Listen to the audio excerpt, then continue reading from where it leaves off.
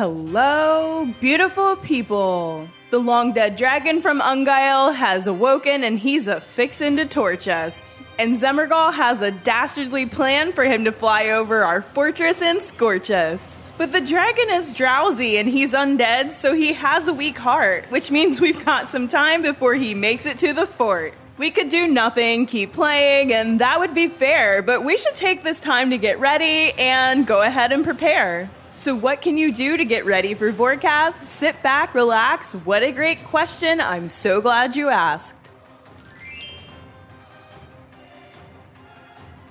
Yeah, so what exactly do we know about Vorkath? Not too much right now. That's going to come later in a few weeks before launch. We do know that Vorkath is an undead dragon. If you don't have one already and you're a pro player with mega dumpy DPS and a thick cash stack and an insane rotation, you might want to consider an Undead Slayer Codex or a Dragon Slayer Codex. The Dragon Slayer Codex is cheaper, so maybe go for that one. Plus, we have other buffs for undead monsters anyways. Either will give you 15% more damage for 10 seconds. Now, that's kind of a pro strat. If you are balling on a budget and don't want to worry about using another ability while fighting because there's already so many and our poor fingies can only move so fast, my personal recommendation is that you put the Undead Slayer or Dragon Slayer perks somewhere on your armor. And yeah, that means that you need Invention Unlock, but that'll be easy with DXP before the boss release. These perks are going to give you a 7% damage increase against either undead creatures or dragons, which means big booty damage is for everyone, no matter what your cash stack looks like.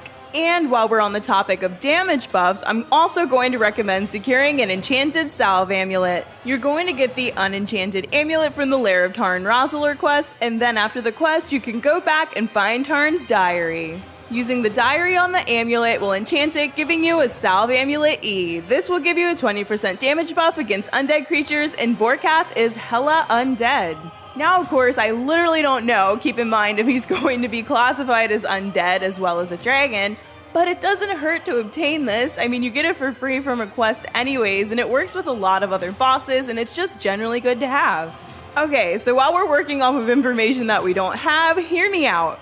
Dragons usually breathe fire, and I'm not a mythical creature zoologist, so I don't know if undead dragons still retain the ability to breathe fire, but it won't hurt to stock up on the super anti-fire potions just in case. Oh goodness, I just said the super anti-fires. I have a really bad habit of talking like an old lady and putting the in front of everything, like the Facebook, the YouTubes. I think it's just a part of me that you're gonna have to accept. Anyways, super anti-fire potions might not be necessary. I mean, the dragon bosses in ED2, for example, don't require them, so who knows? But it doesn't hurt to get some or make some now before the boss releases, and if they're necessary then they're going to be a lot more expensive than they are now. That's just how it works. Requirements-wise, you've got some questing to do, but not that much if you're not all caught up already. You're going to have to done all the quests leading up to Ancient Awakening. You're also going to need level 60 Necromancy, but I know that's not a problem because you're an absolute legend. I mean, you're all probably 120 by now anyways, and if you're not, I'm not shaming you, that's totally fine. Now, needing that level of Necromancy does not mean that you need it for the boss. You will be able to fight Vorkath with any combat style that you like, so make sure that your gear is good to go. And if you've ever wanted to upgrade anything, now is a really good time while most prices are way down. And don't worry, there are going to be 3 modes for this fight, so no matter what your combat skills are, you'll be able to participate. There's a story mode for the baby legends, a normal mode for the absolute legends, and a hard mode for the pro gamer legends. And if you haven't heard, it's a group boss, so grab your friends and get ready to rumble.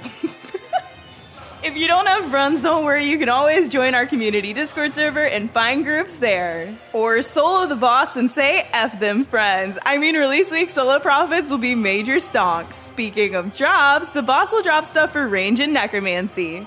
This means that those styles might be getting a buff, who knows, we don't know what that means yet. They're gonna tell us later. So if you want something, just keep that in mind.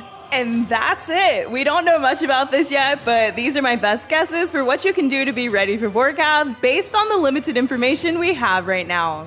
Obviously, you'll want to stock up on regular PVM supplies like Overload, Super Restores, Vuln Bomb, Cerebrus, Fish, whatever you use normally. Closer to launch, there's going to be more information, so I guess for now we wait. We have plenty of time to prepare for the fight, and this video should give you a few things to think about and consider before the boss comes out on November 20th. And if you were wondering, yes, I'm going to be streaming release, so come stop by, watch, and help me figure it out. Thank you for coming to my TED Talk. Like, subscribe, comment, share, and most importantly, be kind to one another. See you next time, friends.